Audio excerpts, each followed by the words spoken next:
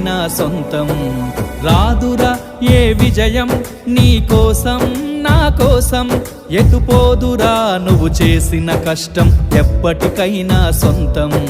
కాలంతో పయనించేవాడికి కానిది ఏముంది సాధనతోనే సాధ్యమవ్వునని సదాశయంతో సాగర ముందుకు రాదురా ఏ విజయం నీ కోసం నా కోసం ఎటుపోదురా నువ్వు చేసిన కష్టం ఎప్పటికైనా సొంతం